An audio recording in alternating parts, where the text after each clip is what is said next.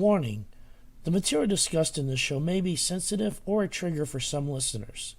Strong language and topics are discussed. We talk with active duty service members and practice OPSEC at all times. You have been warned.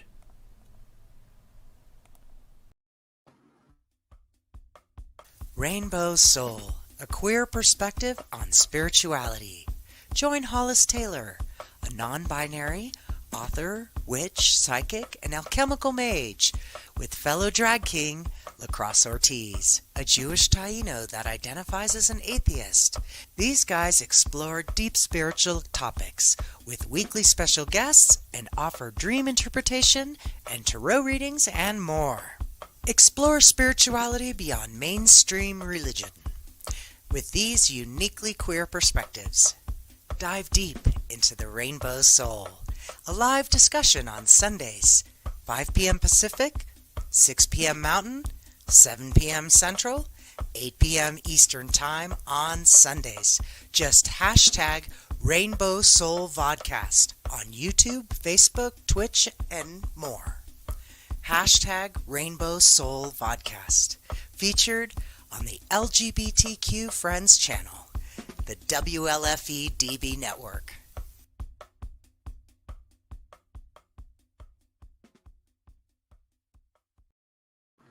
The Bipolar DM, Jason Cottam. His show talks about Dungeons and Dragons, indie writing, and living with a mental illness, in particular bipolar disorder, borderline disorder, and major depression, among other diagnoses. Check us out right here on Saturdays, 7 p.m. Eastern, also on WLFE-DB.com, and wherever else you listen to podcasts. So take a seat, sit back, and get ready for the Bipolar DM.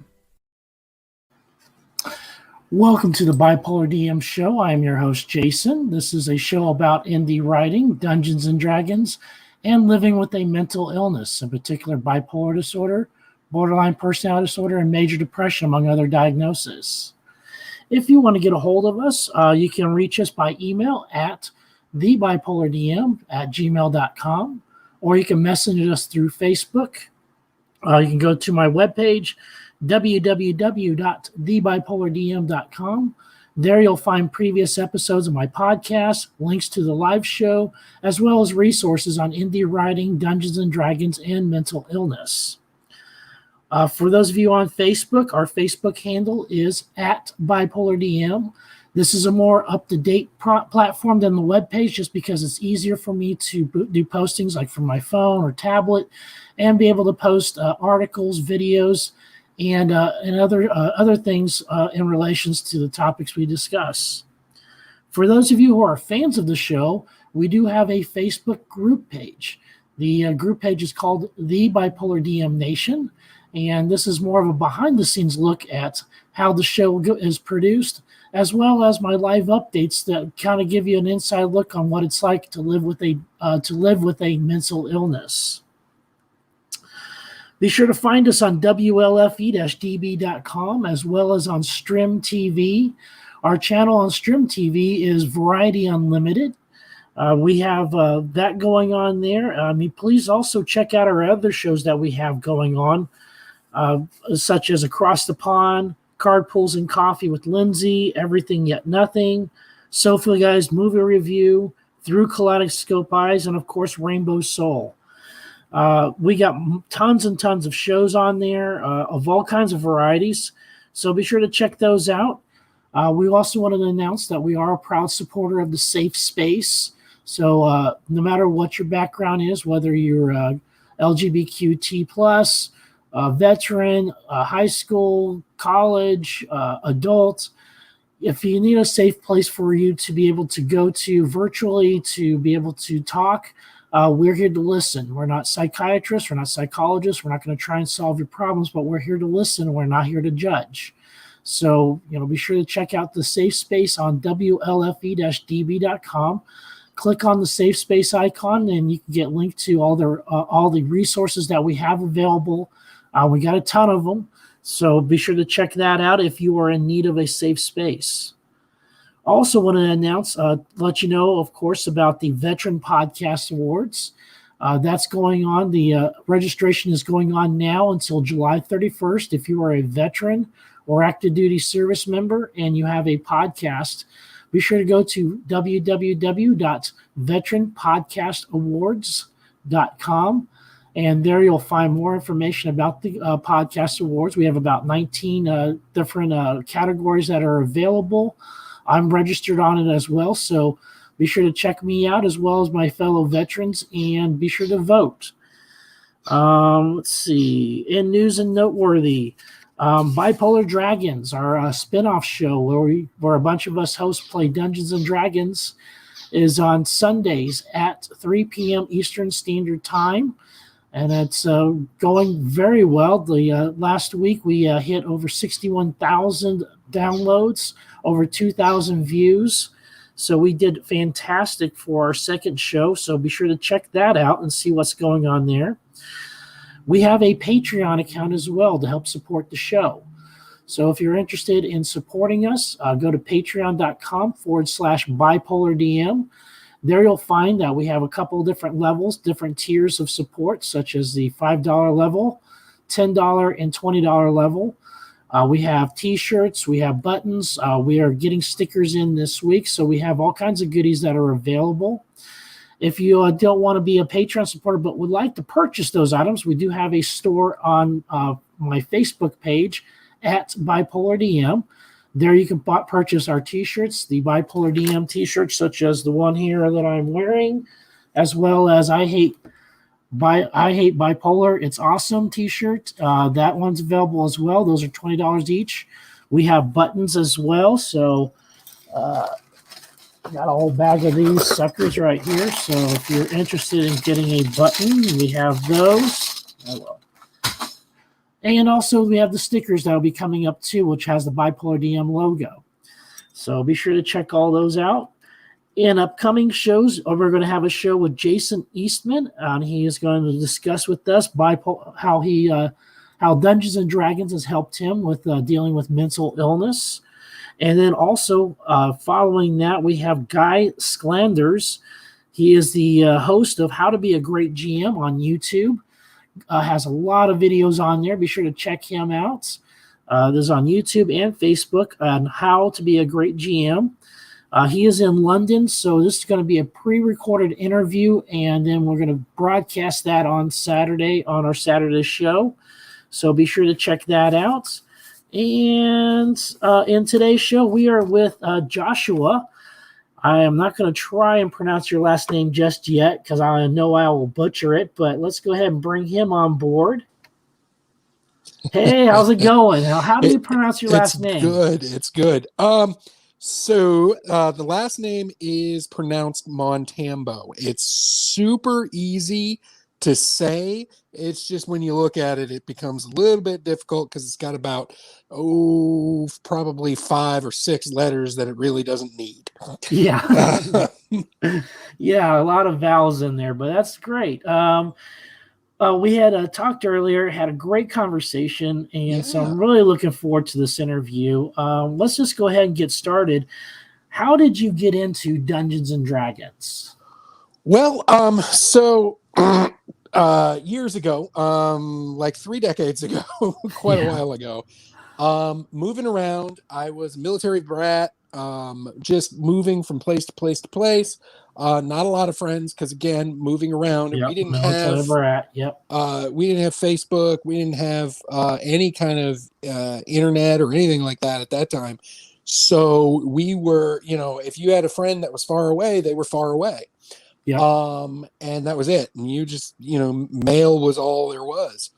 So I got to Bourne, Cape Cod. What is the name of the base there? It's been a while. But anyways, I was at a Coast Guard base because my father had been a recruiter, and I met a young man, became really good friends, and he introduced me to the Red Box Dungeons and Dragons, the very, very like Dungeons and Dragons. This was the edition that came out after Chainmail. For those of you that are D&D historians, you'll know what Chainmail is. And this was that red box where, Elf was a class halfling was a class, dwarf was a class, and then you could be a wizard, a fighter, a thief, or a cleric, and that was your boom. Classic party makeup. Yeah. Yeah, and that was what was available. And those, there was no like, you couldn't play an elven fighter. That wasn't a thing. Elf was elf. You were an elf, or you were a halfling, or you were a dwarf. And so, yeah, that's where I started. That's where I very, very first started with those. You know, I had a borrowed pair of dice, which became a gift pair of dice, you know, set of dice. And I still actually roll with a couple of them. You know, over the decades, I've lost most of that set. Yeah. But I still have the D10 that came with the original set. And you can barely read the writing because the original set came with a grease pencil to color in the numbers on the dice.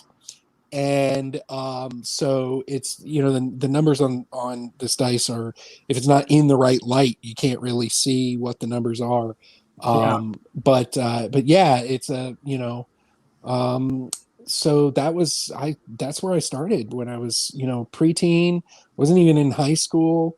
I want to say maybe I was 10, maybe a 10 or 11 right in there. And that was, you know, it was a nerd hobby. It was a real, at that time, it wasn't as popular as it's become. And it was kind of a refuge for those of us that were not, you know, not really, we weren't in anything. We weren't in any cliques. We weren't in any groups. We didn't really, you know, fit in or anything like that. But the people that gamed, you know, the 4 or 5 of us that gamed, that was, you know, that was our club. That was our group. That was, you know, we'd spend, you know, other kids would spend days out playing basketball or whatever they did. We would spend days out on the back porch or back deck playing Dungeons and Dragons. Yeah. I mean, I'm pretty similar in how in my background too. I was a Navy brat, grew up all over the place, 2 tours in Japan. And it was over there at Stars and Stripes that I got my first set of Dungeons and Dragons. And actually mine was 2nd edition Advanced Dungeons and Dragons. So that was where I cut my teeth on, was the 2nd edition. And I spent every paycheck I got from my job went to Dungeons and Dragons. I bought up everything the Stars and Stripes store had. So it was, and it was very much the same way. You know, we were we didn't fit anywhere. It was you know, real tough to make friends, especially being a military brat. Now, you know, going to a DoD school, you would think it'd be a little bit easier because we're all military brats. We're all, you know, no matter what branch you are, but it was very cliquish where I was at in Japan, you know, and so I didn't fit in anywhere, and so it was pretty rough. But Dungeons and Dragons was my refuge, and I actually got started with the Dragonlance books. That's how I got into Dungeons and Dragons. I stole a copy of Dragonlance, the first one. Somebody left it on the table. I swiped it, read it. I was in love with the book. And then I found out it was based on a game. And I was like, I have got to play this game. And that's how I got started, was that right there. Now, you played the Red Box edition. Now, this wasn't the very first one, was it? When it had hobbits and, you know, the one that got sued, when Gary Gygax and them got sued over. No, I believe that one was actually the chainmail. Okay, so that was chainmail that got sued over. Look, I know there's going to be a historian on here that actually like knows the actual one that got sued for that, but I do believe that it was chainmail. I could be wrong. I am perfectly happy if somebody would, you know, comes and says you're totally wrong on that, but I feel like I'm not. So the funny thing about that is, same guy that introduced me to the Red Box, which at the time I do believe that 1st edition was out, But I think it was like one of those situations where, like we have now, when a new edition comes out, it takes a little while for everybody that's playing to catch up. Or some people don't even. Some people never change over to the new edition because they like what they're doing. Yeah. The same person that introduced me to, and I'm always thankful to him, introduced me to the Dragonlance novels and introduced me to Dragonlance and the game, and of course the very first box set that came with. I bought myself. I saved up my money and I bought that myself. And then I had, and I still have the first hardcover that came out for the Dragonlance when it flipped over to second edition. Still have that. I still run Dragonlance to this day. Yeah, it's a great campaign world. It's unbelievably rich. It is unbelievably rich. Margaret Wise, Tracy Hickman. I met him at a convention years ago. Oh wow! Years and years ago, and they are so creative, and so their world building is so dead on. You lose yourself in those novels. You absolutely lose yourself in those novels. And so, again, just like you, found out there was a game, had to play the game, had to get the game. And so we switched to that. And once we switched, once our group switched to that, there was no going back. For me, I've always run Dragonlance. But as a player, I'll play anything, but DM for life. Me too. DM. So I can probably count on one hand how many times I've actually played the game myself as a player, but I can't count how many times I've been a DM. Oh, It's I've had a few games that I played in when I came in, and I actually got a chance to when the Age of Mortals campaign for 3.5 came out, I got a chance to play through that when it very, very first came out. From beginning to end, from the very first module all the way to the last module, and so that was really fun because I managed to keep my character alive. Which is a hard thing to do. Yeah, especially in 3.5. 3.5 is very the combat, is pretty tough in that game. Well, I think that ultimately, every version has its challenges. Every version has its pluses and has its minuses. I feel like, look, a lot of people hate on 4th edition. Yeah, a lot of people hate on it. I like it because I didn't play it much, but I like it because it really lent itself to organized play. It really lent itself to kind of the idea of I can take this character and play in any campaign anywhere, and I'll be able to play the same character. So, every version I think has its pluses and minuses. I think that for a lot of us, we loved Thaco. From back in the day. But honestly, let's be honest here. Was Thaco all really that great? Or do we just look at the past with rose-tinted glasses? Thaco was a nightmare for me. I had to have a chart in order to figure it out. We made up our own grid chart on grid paper just to make it easier because it just didn't make any sense to me to hit armor class 0. And for those of you who are not familiar with Thaco, to hit armor class 0, back in the day, like with 2nd edition and some of those early editions, the lower your armor class was, the lower that score was, the harder it was for you to be hit. Versus nowadays with 5th edition, they flip that around. And so now the higher your armor class is, the harder you get hit. And that one logically makes a little bit more sense to me than Thaco did. But also, when we're talking 5th edition, they went away from they went not entirely away, but they turned a little bit away from the origins, which was, this was a strategic game, a military game versus, now more role playing, and so, with 5th edition, I really like how it's now more focused again towards the role playing and character building, and then streamlining the combat roles and stuff like that, so that they're a little bit easier to do for especially beginning players.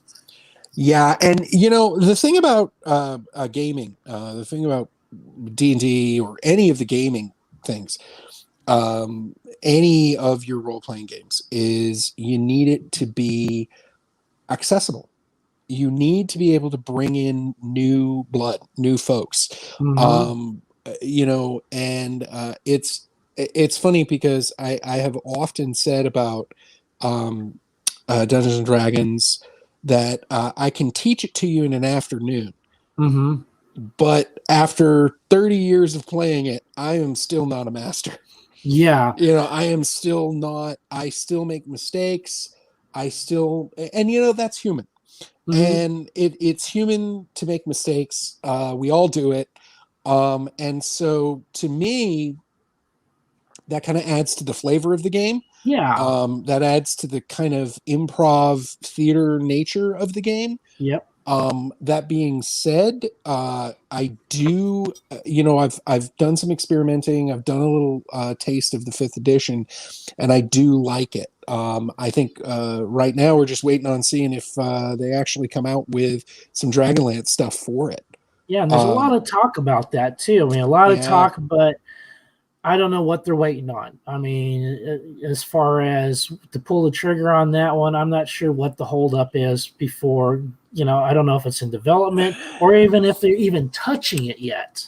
Well, I'll be honest with you. If I could understand what major business companies like Wizards of the Coast, Hasbro, were thinking, I would be a lot better off than I am now. Yeah. I would have a lot more money than I do. Yeah. Well, not really, because I would just spend it on D&D, which is, a slightly less expensive habit than drugs. Yeah. And just as addicting. Oh, no, just absolutely. But I think that, and again, this is not, everybody's got an edition that they like. Yeah. Everybody has and I think maybe I'm a little biased towards 3.5 because that's what Dragonlance came out as. That's what the Dragon was 3.0. When they released the new Dragonlance stuff, they released it for that. They didn't release any for 4. They haven't released any for 5. Pathfinder, I think, is a perfectly acceptable, and we use Pathfinder because the skills are a little more streamlined than in 3.5. There's a few other things that go around with it that I like. Now, one of the things I really like about 5th is that the skills are even more streamlined, or even more easy to understand and whatnot. Yeah. So, and that's you want to get to the role playing, you want to encourage, and obviously we all know the metagamer. We all know the fellow that's coming in here and is like, I've got, I've built basically an unbeatable character, and we're the min-max. The min-max, everything like that. And by the way, as a DM, you have no unbeatable characters, because ultimately I can just drop a flaming hay cart on you. Yes, or a dragon, or dragon comes out of nowhere, snuffs you out just because, and flies off into the sunset. I've never had to do it, and I don't like doing it. I would never like to do it. I haven't done it either, but I've had the min-max. As a DM, as a game master, and by the way, I think that I put forward to the council that we change our name to Story Master. I think that our job, and this is just me, this is my opinion on this, is as a story master, our job is to provide a story that our players are going to play out in. Yeah. And so it's not, like, to me, it's not my job to kill them. No. It's my job to entertain them. Yeah. It's my job to provide so that they can have fun.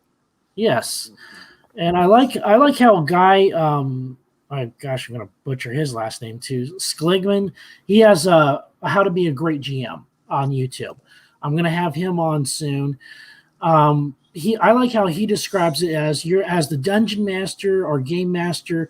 Your job is the plot. The story is up to the characters or the players, and so you provide that overarching plot of, here's the villain. The villain's going to be doing this, and then the story though is being told by the players themselves. And so I like how he describes that too. That's good. That is good. I like that as well. I like that quite a bit as well. As far as you're and I'm a theater guy, so I Yeah. kind of look at it in terms of theater a lot of times. And so as a theater guy myself, I look at myself as kind of the director and the staging and all of that kind of stuff. And my players are my actors. Yeah. But the whole show is ad-libbed. hmm The whole show, everything, the scenario, I'm throwing out scenarios and they're ad-libbing their way through it. And there is nothing I love more than when you get that brand new player in who is shy, who is maybe has never gotten an opportunity to open up and kind of come out of their shell, and all of a sudden they're out there, they're playing Throg, the half ogre barbarian, and they're out there screaming, like legitimately literally screaming as they charge into combat, screaming blood for the blood god. I love that. I Yeah. love when D&D can be used to bring somebody out socially and give them that social kind of connection that they weren't otherwise getting. Yeah, and so that actually kind of goes right into my next question, which, you lived through the satanic panic of the 80s. I did too. Yeah. But what is it about Dungeons and Dragons that makes it endure 40 years of play? I mean, it's, been around for almost 40 years and it's still going strong. Actually, it's going stronger now. Yeah. Wizards of the Coast said worldwide they estimated at least 40 million people have played the game at some point in their life. Yeah. I think ultimately it is a combination of things, because it really, when you think about it, shouldn't work. It should not still be working in an age where we have video games. It should not still be working, and yet it does, and it endures, and it gets bigger, and it brings in new folks, and new folks discover it, and new folks fall in love with it. And I think it's a perfect storm. It's complicated enough that people feel a sense of accomplishment when they figure it out, but not so complicated that it makes people afraid to try. Yeah, especially with this newest edition. Definitely. I think that the community, with very, very, very few exceptions, is one of the most open and inviting communities. There's this myth of the gamer and the gamers in their parents' basement, which is kind of, look. Yeah, thank you, FBI. I absolutely never played in a basement. I've always played upstairs, except for now as an adult, I'm playing in a basement. But you have a game room, don't you? So it's not really the basement. It's kind of like a game. Yeah, it's a walkout in a split level is what it is. Yeah. So that's kind of a joke there on that. Yeah. But it endures because of the social aspect. Mm-hmm. It endures because of the friends you make and the community you're part of. And it's honestly, it's like being a vet. And I'm not saying that in the sense of in any way other than the camaraderie. If I meet you out somewhere, I know that you and I share being a vet. Mm-hmm. If I'm out there, I know that we share something the people around us don't. Mhm. And that's with D&D. You know, I auditioned for and got into a show the other day, and in doing so, there was another vet there, and he was talking to his daughter about D&D and about Mhm. gaming and about the game that he runs for his daughter and her friend and Yeah. their friends and whatnot. And that ended up being, you know, after I had done my audition, I stayed up there talking with this guy for like an hour. Yeah. And we were just talking about D&D and talking about what we love about it and talking about you know, and it doesn't matter what they call it, and it doesn't matter where. I'm always going to call it D&D. Let's just get that, you know. Yeah. You know, I'm always going to call it D&D. But we sat there and we had this conversation, and you know, we didn't have a lot of other things in common. We didn't have a lot of other things, you know, other than the fact he was a vet, I was a vet. We both loved D&D, Yeah. and which is way more prevalent nowadays than it used to be. Yeah. Because Yes. I think it's another one of those things that and just going off on an aside, because you know, um, TBI, brain injury, that's how your brain works sometimes. Mm. But I think that nowadays it's just more acceptable. I Well, think back in the also, yeah. day, there was a viewpoint of D&D was only played by losers and people who couldn't get a girl, and you know, Yeah. all of this kind of stuff. But now we've got Hollywood stars coming out and loving it. Hmm. You know, so I think it endures because much like theater endures, much like print medium, you know, books endure, there's something about it that speaks to the core of what it is to be human. Yeah. And what's so cool is like those of us who played back in the day are now CEOs or writers in Hollywood. Game of Thrones. I mean, those guys are hardcore Dungeons and Dragon players. You know, the movies like Vin Diesel, huge Dungeons and Dragons guy. You know, one of his movies was based on a Dungeons and Dragons character, The Last Witch Hunter, which he actually plays with Matt Mercer in a one shot. But so many people back in the day were in the closet, so to speak, when it came to Dungeons and Dragons. Now can say, if it wasn't for Dungeons and Dragons, I wouldn't be here today. I wouldn't have the creativity as a writer. I wouldn't have the social skills as a CEO or any of these other things that Dungeons and Dragons has given them. And bringing it out in the mainstream has been fantastic for the game and for all of us who play it, because now we're no longer the losers, the geeks, you know, all that. You know, now you have the jocks and the cheerleaders and everybody else playing just right alongside us, you know, too. It's bridging the gap socially through and breaking down social barriers. It is. My games have always been exceedingly diverse, but mainly because I've always, you know, for most of my life, I've played on military bases Mm-hmm. or in some way involved with the military, and the military tends to be a diverse environment, Mm-hmm. purposefully so and rightly so.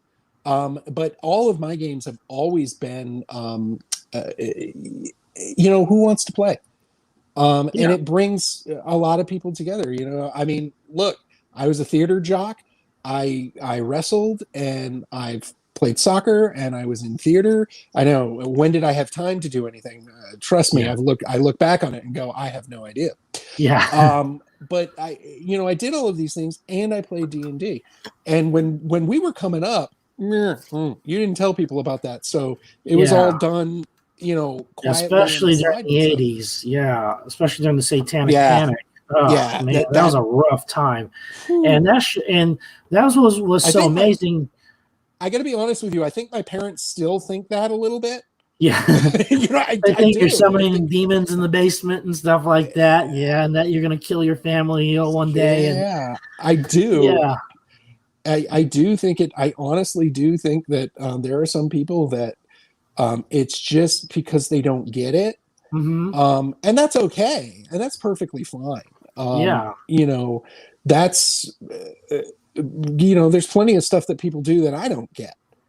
Um, Yeah. like But Minecraft. oh no, so my daughter does Minecraft, and I got the explanation for Minecraft right here. It's Yeah, Legos for people that don't have any that's it. room. That is exactly it. I came up with the exact same thing, and Legos for people and that that's don't have room. yes, that was the exact same thing. I came up and told my girlfriend that I had figured that out, was that it was Legos on the computer, because that's all my kids do is they sit there and build stuff. And then my 11-year-old today, he blows it up. So he'll like pack it all full of explosives, build this big huge castle, and then Yeah. detonate the whole damn thing and blow it up. Stuff that we wish we could have done with a bunch of fireworks and Legos. Right. But yeah, so I think that the satanic panic was really bizarre. Mm-hmm. And looking back on it, about with 30 years of kind of growth and development and progress, it was ludicrous. It was ludicrous then. It's ludicrous now. Yeah. But it also shows how easy large groups of people are to manipulate. Mm-hmm. Because I mean, I'll be honest with you, I would never understand, knowing the D&D players that I know, and knowing the gamers that I know. I could never imagine, they're wonderful, they're warm, they're Yeah. inviting, they're but they have jobs, they have lives, they have, and again, there's another D&D trope that goes on right here, is life gets in the way of your game, and you end up taking 3 or 4 weeks off because you Yeah. can never get people's schedule to go together, because Yeah. that's the thing, this is a hobby. It is a hobby, or some people have turned it into a living, which is awesome, and I'm Yes, that is awesome. super happy for them that they can. We all could be so fortunate, Mm-hmm. but it is a hobby for people, and hobbies are they are wonderful things, especially when they're shared, especially Yeah. when you can get a group of people to share their hobby, and you have the shared experience, and you have the shared story, and it's just amazing. I think, Yeah. honestly, I think it's an amazing thing, and to have seen it grown, to Yeah. really during the Satanic Panic, to have thought, well, this is it. I'm Yeah, just, that's it. Yeah. I'm Tie it just up. getting a Yeah. taste for this. I'm just getting into this, and now my parents don't really want me to play. People are not really being, it's going to go away, was my thought. Yeah. And it didn't, and it just got bigger, and it changed, and it got more interesting, and it got more diverse, and you got more tools to tell a better story, and then changed again, got bigger again. Mm-hmm. Every time I thought, TSNR got bought out, they went bankrupt, they got bought out, I Yeah. thought, that's it, they're going under. They didn't. Wizards of the Coast, Yep. they didn't go under. Hasbro, they didn't go under. I kept thinking the game was going to go under. 4th edition came out. I didn't see it as being as popular as it was. Yeah. I thought it was going to go under. And I think that had a lot to do with my internal bias as a long-term player, and it Mm-hmm. having been so different than what we had played before it. But the thing is it brought in new players. And that's the key, is to bring Yeah. in new players, is to be open, is to be inviting, is to be accepting, is to have, is to open that door. You can come in with a rainbow flag. You can come in being part of LGBTQ plus. You can come in being part of, whatever group it is.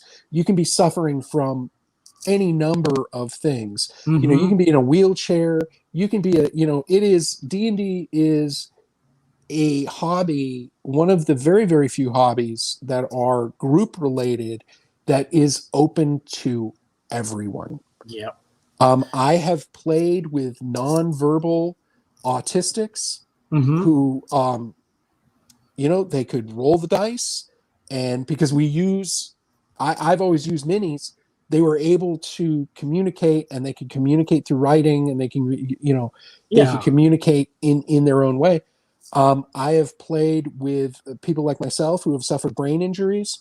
I have watched D&D help people with brain injuries come back from their brain injuries. Oh, yeah. I have watched somebody who had multiple strokes as a young person come back and come back to play D&D and kind of come back and do that kind of thing. Myself, I vet myself. I served in the Air Force, had multiple concussions, had TBI, and D&D really helps keep, and to this day it helps keep the brain plasticity, and it keeps the kind of neurons firing, and it keeps that creativity going, where, and all that beside, it builds a confidence in being able to do something. Yeah. And being able to perform and being able to accomplish something. And especially when you got players who enjoy it. Yes. Yes. So, all right. We're going to go ahead and go to a quick commercial, and then we'll pick right back up. And hold on just a moment.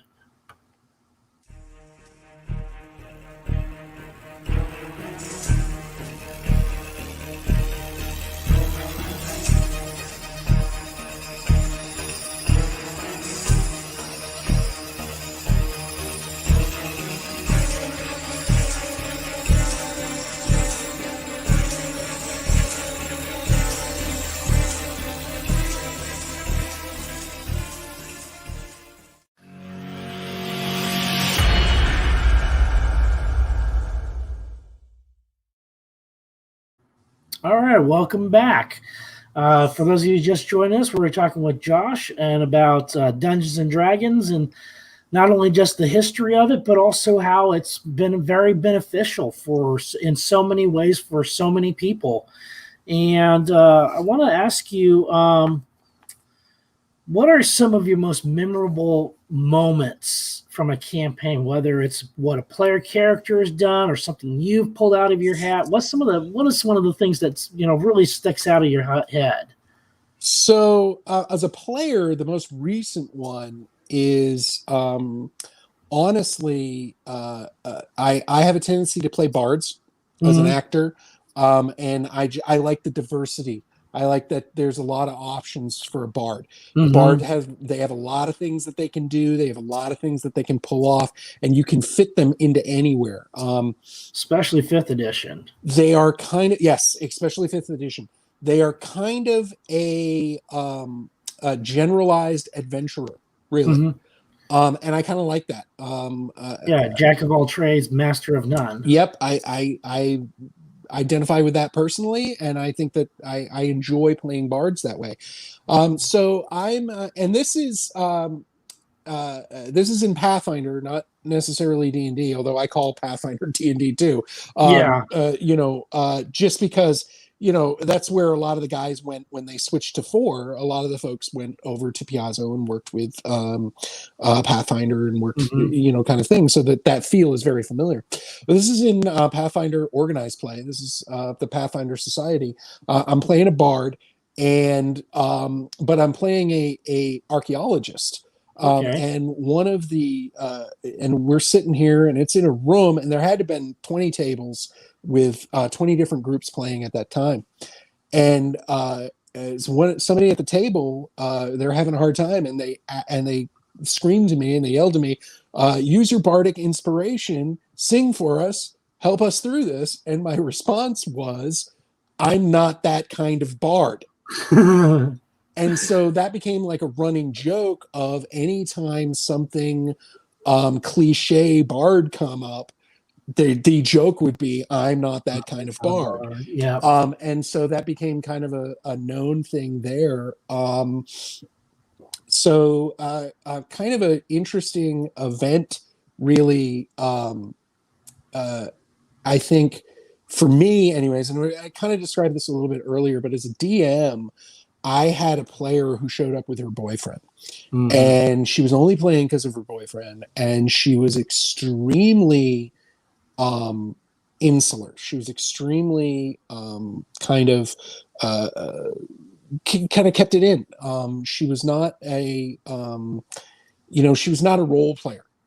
She would roll the dice, she would do her, and then she was, she didn't interact with the other people. She was just kind of, she was afraid. She was so after months of coaching and coaxing and talking to her and everything like that, it turned out that her boyfriend had made her character for her, and it wasn't a character that she wanted to play.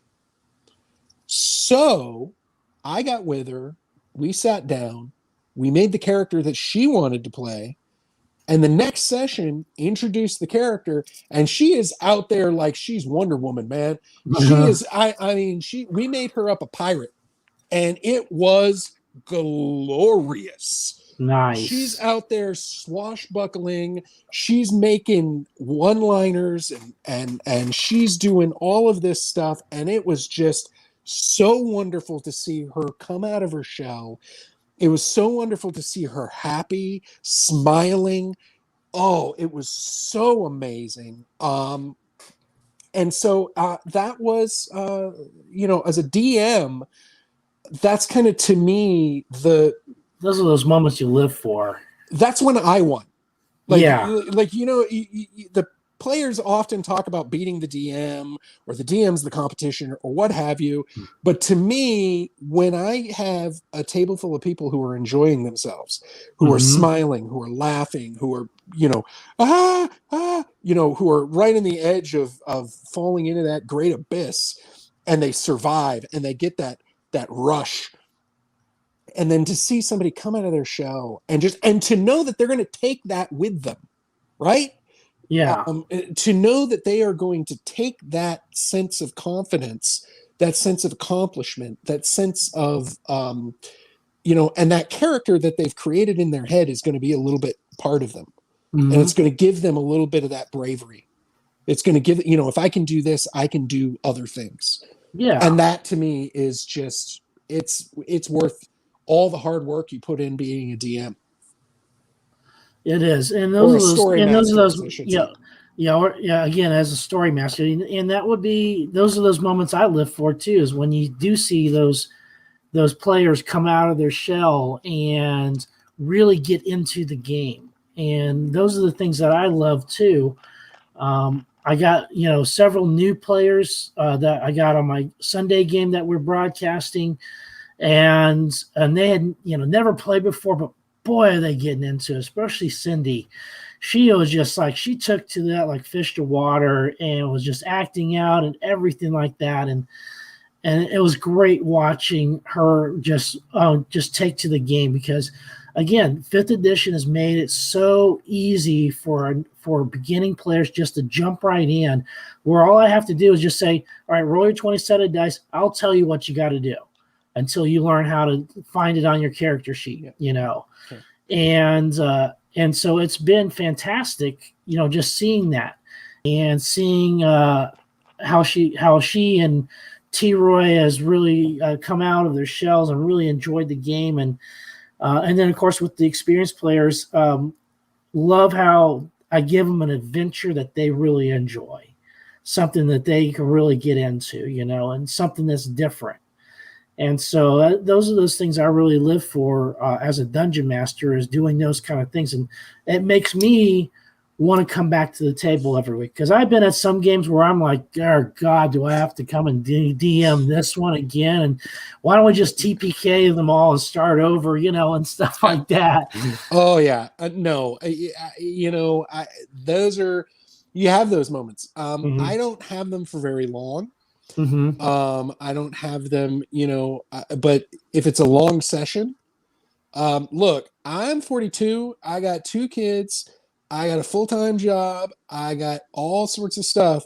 So I'm not doing the 18-hour, 24-hour gaming sessions anymore. Yeah. And everybody at my table is the same way. We're all in the same age group. We all have the same stuff going on. So it's, if we go 5 hours, that's a long game for us.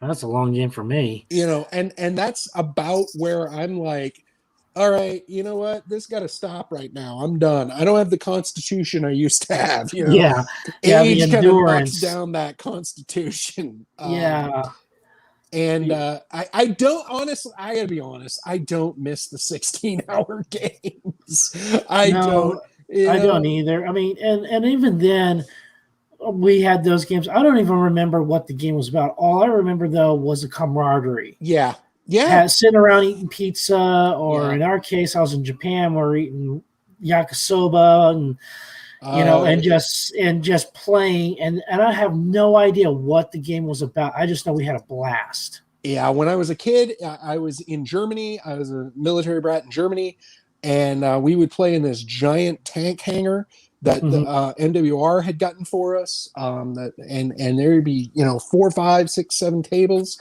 plus all the other nerd stuff that was going on. And I say Mhm. that with nothing but love in my heart for Yeah. all of my geek, nerd, whatever you want to call.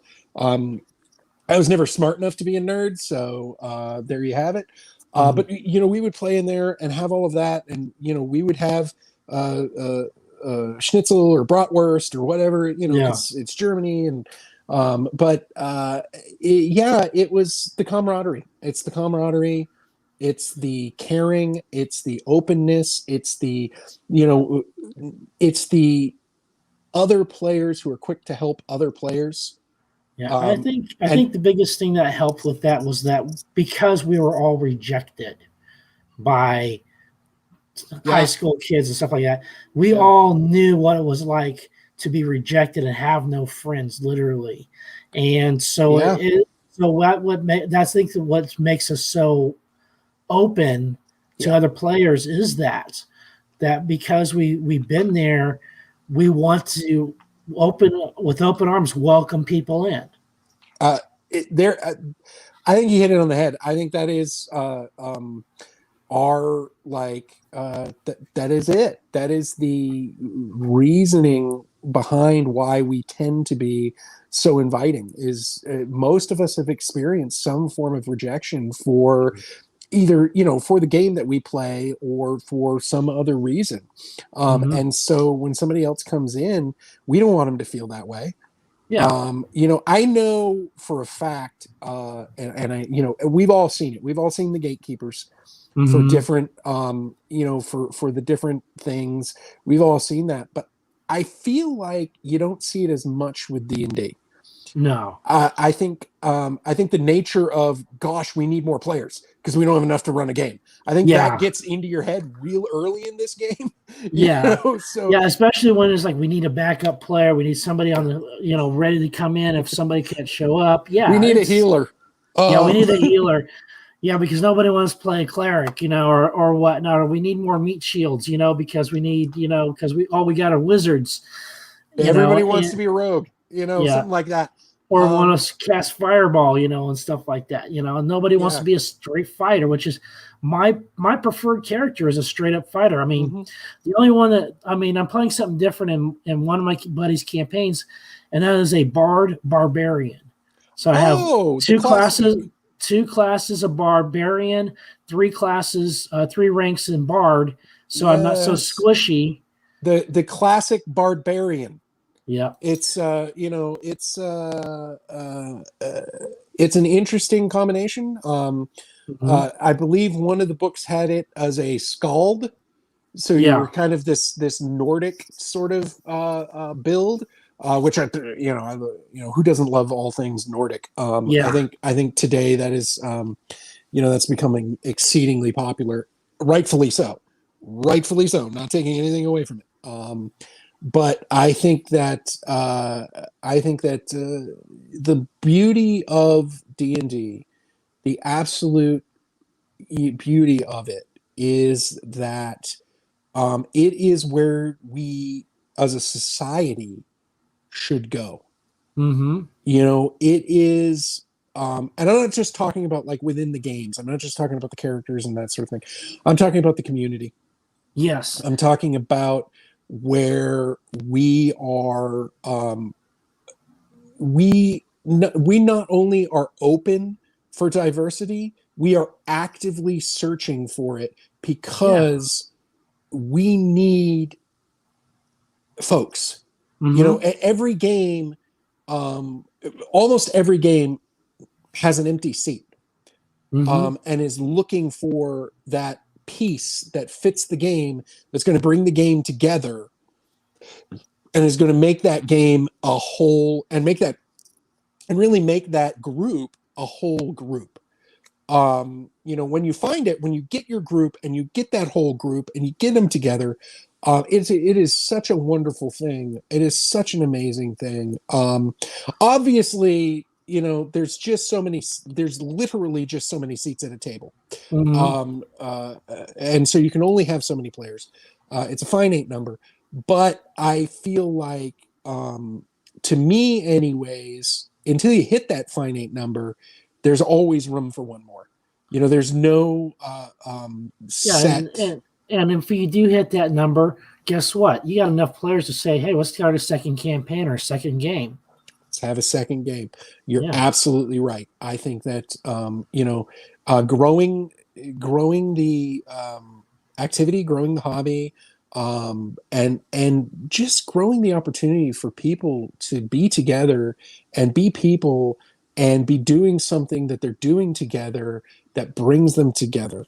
I know I kept using the word together, but that's you know, this is it's a microcosm. It is a community. It is a community, and it is a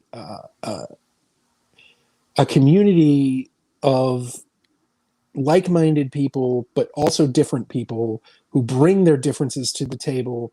And then the table is, and using the table as a metaphor for the group, the table is bigger than it was on its own, or it's bigger than it was when one person was sitting on it. And it's more than just the some of its parts. Yeah. It becomes this kind of living, breathing thing that is just wonderful. That is just absolutely wonderful. And so to me, I think that I think it's something humans are looking for. And so that's why, you know, we were asking before why it's endured. Excuse my misspoke there.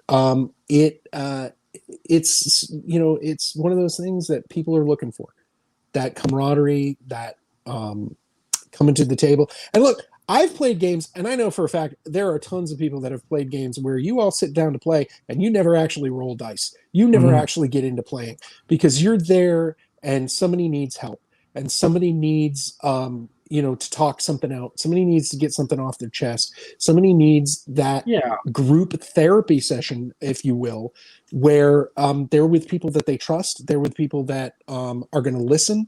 They're with people that are not going to judge them. And they're with people that, you know, are, maybe they can help, maybe they can't help. But at the very least, you know that they're going to be there for you. And so, you know, it's, I love the game. I love the community that is built up around the game. And so to me, I don't often think about what it is about the game that I enjoy, because it's just such a part of my life. You know, it would be like asking, what do you enjoy about going to the beach?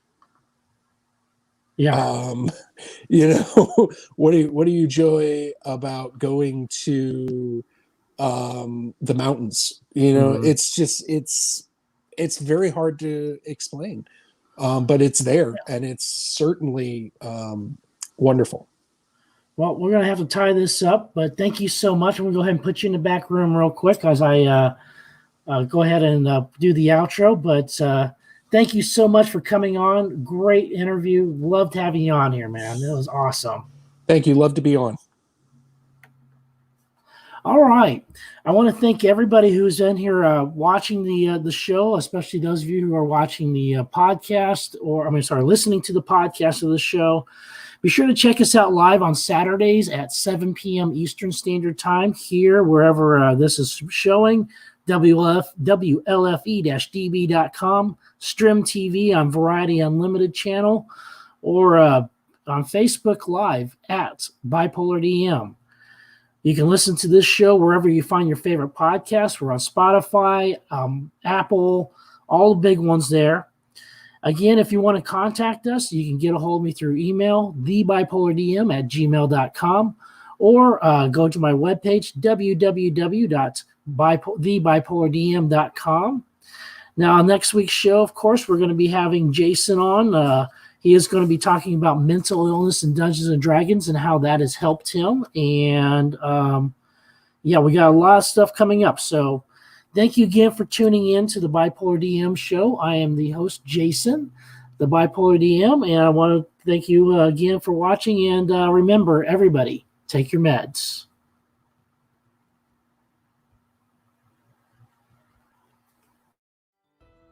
Thank you for listening to the Bipolar DM. They love sharing thoughts and ideas. See you next week, 7 p.m. Saturdays on WLFE-DB.com, where our shows are your shows, and that makes for great talk radio. WLFE Digital Broadcast Network is on TV. You can watch all of our shows on WLFE-DB.com. Check out our channels: Paranormal View for all of your paranormal type shows, LGBTQ Friends for all of our LGBTQ shows, Variety Unlimited for all other shows. It runs 24/7 right on WLFE-DB.com. You'll even catch the lives, all in one place. Never miss an episode, past or future. WLFE-DB.com, where our shows are your shows.